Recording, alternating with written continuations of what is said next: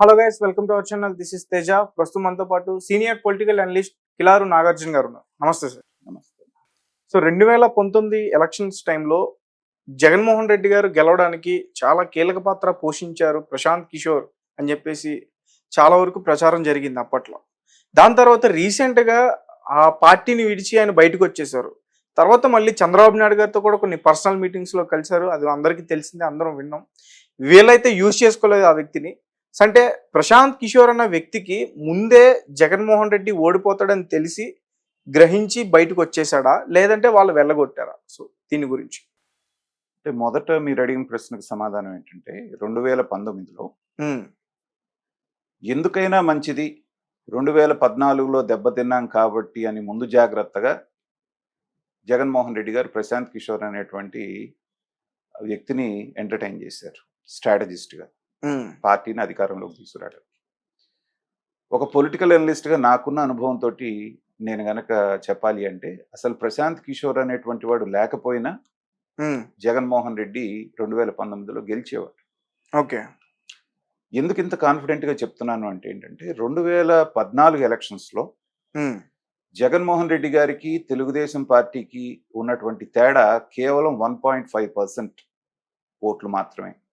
అంటే ఒక 5 లక్షల ఓట్ల తేడాతోటి తెలుగుదేశం అధికారంలోకి వచ్చింది. జగన్మోహన్ రెడ్డి గారు ప్రతిపక్షంలో ఉన్నారు. అయితే అప్పుడు తెలుగుదేశం పార్టీతో ఎవరెవరు ఉన్నారు? బీజేపీ ఉంది, ఎందుకంటే అప్పుడు మోడీ గారి వేవ్ బాగా ఉంది. తర్వాత పవన్ కళ్యాణ్ ఉన్నాడు. ఈ ముగ్గురు కలిసి వచ్చినా కూడా వాళ్ళకు వచ్చినటువంటి పర్సంటేజ్ కేవలం 1.5% తేడాతో మాత్రమే జగన్మోహన్ రెడ్డి గారు ఓడిపోయారు.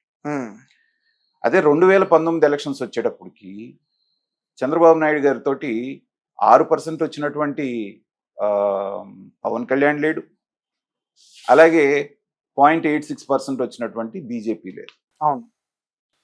తర్వాత ఈ రెండు లేకుండా యాంటీ ఎస్టాబ్లిష్మెంట్ అని 5 సంవత్సరాలు పాలించినటువంటి ప్రభుత్వం మీద ప్రభుత్వ వ్యతిరేకత ఖచ్చితంగా ఉంటుంది. ఇవన్నీ కలిపి చూసుకుంటే మనకి 2019 ఎలక్షన్లో 10% ఓట్ల తేడాతోటి జగన్మోహన్ రెడ్డి గారు అధికారంలోకి వచ్చారు. సరిపోయింది కదా. 6 + 1 7 ప్లస్ ఒక 3% యాంటీ ఇన్కంబెన్సీ అనుకుందాం. 10% ఓట్లతో జగన్మోహన్ రెడ్డి గారు. దీనికోసం ప్రత్యేకంగా ఆయన వచ్చి స్ట్రాటజిస్టు, ఆయన ఏదో విపరీతంగా దాన్ని చేసింది ఏమీ లేదు. కాకపోతే ఏంటంటే 151 సీట్లు వచ్చినాయి కాబట్టి అదంతా అతను గొప్పతనం అని చెప్పేసి అనుకుంటూ జరిగింది. అయితే ఒకటి మాత్రం చేశాడు ఆయన. అప్పటి వరకు కులాల మీద కొంత మాత్రమే ఫోకస్ ఉన్నటువంటి ఆంధ్రప్రదేశ్లో కులాల కుంపట్లు రాజేయటం అనేటువంటిది ఈ ప్రశాంత్ కిషోర్ సక్సెస్ఫుల్గా చేసినటువంటి పని. ఓకే. అప్పటిదాకా అధికారంలో ఉండి అమరావతి అనేటువంటి అద్భుతమైనటువంటి రాజధాని కట్టడానికి ప్లాన్ చేసిన తెలుగుదేశం ప్రభుత్వం మీద ఆ ప్రభుత్వ అధినేత అయినటువంటి చంద్రబాబు నాయుడు సామాజిక వర్గాన్ని బూచిగా చూపించి ప్రజల్ని, ముఖ్యంగా వెన్నుముకలాగా ఉన్నటువంటి బీసీ వర్గాల్ని తెలుగుదేశాన్ని దూరం చేయటంలో ప్రశాంత్ కిషోర్ సక్సెస్ అయ్యాడు.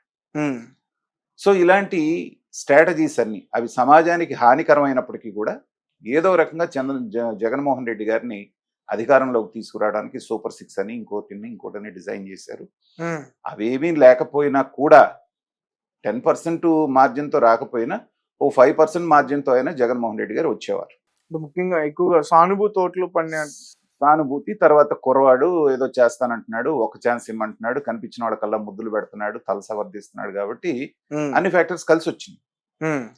అయితే ఎప్పుడైతే 100-110 సీట్లు వస్తే చాలు అనుకున్నటువంటి స్థాయి నుంచి ఒకేసారి 151 సీట్లు వచ్చిన తర్వాత జగన్మోహన్ రెడ్డి గారు మైండ్ సెట్ మారి ఇక ఎవరితోటి పని లేదు, నేనే మోనార్క్ని అన్నట్టుగా ఆయన చెప్పడం మొదలైంది. ఈ నవరత్నాలు చూసి జనాలు ఆకర్షితులై మాత్రమే నాకు ఓటేశారని ఆయన బలంగా నమ్మాడు. తర్వాత ప్రశాంత్ కిషోర్ లాంటి వాళ్ళు వీటితో పాటు సంక్షేమంతో పాటు అభివృద్ధి కూడా చేయండి మీరు, లేకపోతే కష్టం అవుతుంది ముందు అని చెప్తే కూడా ప్రశాంత్ కిషోర్ చెప్పిన మాటలను నెగ్లెక్ట్ చేయటం మొదలుపెట్టాడు. అయిన తర్వాత అతను అనుకున్నది ఏంటంటే ఎదురికి అతను బీహార్ రాజకీయాల్లోకి వెళ్ళిపోవాలనుకుంటున్నాడు. 2014 నుంచి 19 మధ్యన చేసినటువంటి దానికి ముట్టాల్సిన డబ్బులు బాగానే ముట్టినాయి. ఈ ప్రభుత్వం ఉంటే నాకేంటి, పోతే నాకేంటి అన్న పద్ధతిలో ఆయన వెళ్ళిపోయాడు. ఆయన శిష్యులైనటువంటి ఐపాక్ వాళ్ళకి అప్పచెప్పి ఆయన వెళ్ళిపోయాడు. బీహార్లో రాజకీయం చేసుకుంటున్నాడు. అసలు ఐపాక్ అతనుందేనా? ఐపాక్ స్థాపించింది అతనే కదా. ప్రశాంత్ కిషోర్. కిషోర్దే. చాలా రాష్ట్రాల్లో చాలా మందికి ఒకప్పుడు మోడీ గారికి కూడా ఆయన స్ట్రాటజిస్ట్ గా ఉన్నారు. బీజేపీ అధికారంలోకి రావడానికి 2014లో దాన్ని చూసే జగన్మోహన్ రెడ్డి గారు పెట్టుకున్నారు. వెళ్ళిపోయిన దగ్గర నుంచి ఏంటంటే రాష్ట్రంలో ఏది జరిగినా తర్వాత ఒక కులాల మధ్య ఘర్షణ వచ్చినా లేకపోతే ఇంకోటి వచ్చినా ప్రతి వాళ్ళు ప్రశాంత్ కిషోర్ని తిట్టడం మొదలుపెట్టారు. ఏమని, వీడొచ్చి మమ్మల్ని అందరినీ చెడగొట్టాడు, రాష్ట్రంలో ఉన్నటువంటి కులాల కుంపట్లు ప్రాంతీయ విభేదాలు తీసుకొచ్చాడని ప్రతి వాళ్ళు మీడియాలో కానివ్వండి దీంట్లో కానివ్వండి విపరీతంగా అతన్ని తిట్టడం మొదలుపెట్టాడు.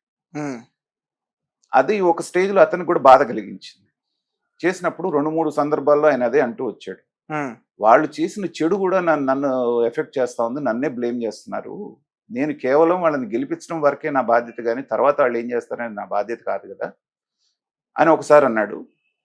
తర్వాత ఇంకొకసారి ఈసారి జగన్మోహన్ రెడ్డి గారు చాలా దారుణమైనటువంటి ఓటమి చవి చూడబోతున్నారు అనేటువంటిది ఇంకొకసారి చెప్పడం జరిగింది ఇండియా టుడే కంక్లేవ్ లో. ఇవన్నీ చూసిన తర్వాత సహజంగానే జగన్మోహన్ రెడ్డి గారికి వైఎస్ఆర్సీపీకి ఆయన మీద ద్వేషం కోపం రెండు పెరిగినాయి. అక్కడ నుంచి మన నోరుపారుదల శాఖ మంత్రి ఉన్నారు కదా మన కొడాలి నాని గారు లాంటి వాళ్ళందరూ కూడా ట్రోలింగ్ మొదలు పెట్టారు, ఆయన విపరీతంగా తిట్టడం, ఇతను ఇట్టంటోడు అట్టంటోడు అని చెప్పేసి మాట్లాడటం. సో ఇవన్నీ కూడా చాలా వరకు జరిగినాయి. దాంతో ఏంటంటే అతను మరి కావాలని చేశాడా లేకపోతే జగన్మోహన్ రెడ్డి మీద ఆయనకి ఏమైనా కక్ష ఉందో తెలియదు, కానీ అదే పనిగా ఎలక్షన్ ముందు రోజు 12వ తారీఖు హైదరాబాద్కి వచ్చి ఒక ఛానల్కి ఇంటర్వ్యూ ఇస్తూ దాంట్లో ఇలాంటి సీక్రెట్లని బొత్స సత్యనారాయణ గారు పార్టీ మారుతున్నారు, ఎలక్షన్ అవ్వగానే తెలుగుదేశంలోకి వెళ్తున్నారు, లేకపోతే ఇంకోటి అని 2-3 మాటలు మాట్లాడటం జరిగింది. అది అధికార పక్షానికి రుచించినటువంటి మాటలు. ఇదంతా ఎందుకు జరిగింది అంటే ఏంటంటే తన స్కిన్ సేవ్ చేసుకోవడానికి. ఈ జరిగినటువంటి విధ్వంసంలో ఆంధ్రప్రదేశ్లో జరిగినటువంటి అభివృద్ధిలో వెనకబడటానికి కానీ లేకపోతే జరిగినటువంటి పాలనకి నాకేం సంబంధం లేదు, నేను గెలిచిన రోజునే వెళ్ళిపోయాను, ఆ తర్వాత మళ్ళీ ప్రమాణ స్వీకారానికి కూడా రాలేదు, ఆ రోజు నుంచి ఈ రోజు వరకు నేను జగన్మోహన్ రెడ్డి గారితో మాట్లాడలేదని చెప్పడం అంటే ఏంటంటే తన స్కిన్ ని సేవ్ చేసుకోవడానికి అతను చేస్తున్నటువంటి మాట అనేది అర్థమవుతుంది. ఓకే, కాబట్టి ఏంటంటే ఏ స్ట్రాటజిస్ట్ ఉన్నా కూడా ప్రజల్లో అభిమానం ఉన్నప్పుడు దాన్ని ఇంకొంచెం పెంచడానికి మాత్రమే ఈ స్ట్రాటజిస్టులు పనికొస్తారు. కానీ ఒక్కసారి మీరు ప్రజల్లో అభిమానం కోల్పోయి మీరు చేసినటువంటి పనులతో ప్రజల్ని మెప్పించలేనప్పుడు మీరు ఎంత పెద్ద స్ట్రాటజిస్టులను పెట్టుకున్నా ఎంత గొప్ప వాళ్ళని పెట్టుకున్నా కూడా జరిగేటువంటి అవకాశం ఉంది. అదే ఇప్పుడు మనకి ప్రశాంత్ కిషోర్ విషయంలో జగన్మోహన్ రెడ్డి గారి విషయంలో మనకు కనపడుతోంది. ఉవ్వెత్తున దాదాపు 82% మంది ఎక్కడెక్కడి నుంచో ప్రపంచవ్యాప్తంగా వచ్చి ఓటు హక్కు వినియోగించుకున్నారంటే ఏంటంటే ప్రభుత్వ వ్యతిరేకత అనేటువంటిది అక్కడ చాలా గట్టిగా కనపడుతోంది. అది రేపు రాబోయేటువంటి జూన్ 4వ తారీఖున జరిగేటువంటి కౌంటింగ్ లో కూడా మనకు బయటపడిపోతుంది. అంటే ప్రశాంత్ కిషోర్ని ఈ కూటమి వాళ్ళు ఎందుకు యూజ్ చేసుకోలేదు అంటే, ఇంతకు ముందు మోడీ గారి దగ్గర కూడా ఈయన పనిచేశారు స్టాటిస్టిక్స్ అని చెప్పేసి, మరి ఇతను ఎందుకు యూజ్ చేసుకోలేదు అంటే, ఒకటి మీకు స్ట్రాటజిస్టులు రాగానే ఏమైపోతుందంటే అన్నాళ్ళుగా వాళ్ళు తీసుకొచ్చినటువంటి పార్టీ అంతా కూడా వాళ్ళ చేతిలోకి వెళ్ళిపోతుంది. ఇప్పుడు ఎమ్మెల్యేలు ఉన్నారు, ఎంపీలు ఉన్నారు, ప్రధానంగా వైసీపీకి వచ్చిన దెబ్బ ఎక్కడ తగిలిందంటే ఈ స్ట్రాటజిస్టులను పెట్టుకొని ఏం చేయాలనే చెప్పేది వాళ్ళే, ఎలా చేయాలని చెప్పేది వాళ్ళే. ఇక ఎమ్మెల్యేలు ఎంపీలు అక్కడ స్థానికంగా ఉన్నటువంటి సిబ్బంది తర్వాత సర్పంచ్లు వీళ్ళందరూ డమ్మీ అయిపోయారు. వాలంటీర్లు ఏం చేయాలో వాళ్ళు చెప్తారు, ఎవరు ఐపాక్ వాళ్ళు ఎలా చేయాలనేటువంటిది వాలంటీర్ల దాకా ద్వారా చేయిస్తారు బటన్ నొక్కి జగన్మోహన్ రెడ్డి గారు. ఇక మిగతా వాళ్ళకి పనే ఉంది. సో ఈ స్థానిక నాయకత్వం అనేటువంటిది ఏదైతే ఉందో వాళ్లే ప్రజల దగ్గరికి వెళ్ళి వాళ్ళని మోటివేట్ చేసి పోలింగ్ బూత్ల దాకా తీసుకొచ్చేది వాళ్ళు తీసుకొస్తారు. అది ఎప్పుడైతే జరగలేదో దాని ఫలితం అనేది 2024 ఎలక్షన్స్ లో మనం చూసాం. నాయకులు మనస్ఫూర్తిగా పనిచేయలేదు అధికార పక్షానికి, వాళ్ళు ఉన్నారు కదా వాళ్ళు చూసుకుంటారు స్ట్రాటజిస్టులు. ఆ విషయం చంద్రబాబు నాయుడు గారికి తెలుసు. ఎందుకంటే పార్టీ క్యాడర్ను వాళ్ళ చేతిలో పెడితే వాళ్ళ చెప్పు చేతుల్లోకి వెళ్ళిపోతే ఏమవుతుందంటే వాళ్ళు డిమోరలైజ్ అయిపోతారు. అందుకని వాళ్ళు ఒక మాస్టర్ స్ట్రోక్ ఏం చేశాడంటే చంద్రబాబు నాయుడు గారు కరెక్ట్గా ఎలక్షన్కి 2 నెలల ముందు స్పెషల్ ఫ్లైట్ పంపించి ఈ ప్రశాంత్ కిషోర్ గారిని ఆయన ఇంటికి తీసుకెళ్లి ఒక 3-4 గంటలు మాట్లాడి పంపించారు. అక్కడ ఏం మాట్లాడారు అనేది ఎవరికి తెలియదు, కానీ అవతల పక్షాన్ని డిమోరలైజ్ చేయడానికి అది పనికొచ్చింది. నిన్నటిదాకా మనతో ఉన్నటువంటి వాళ్ళలో వాళ్ళకి అపనమ్మకాలు మొదలవు. ఆ స్ట్రాటజీ తోటి వెళ్ళి దాంట్లో కొంతవరకు విజయం సాధించారని మనకు అర్థం అవుతుంది.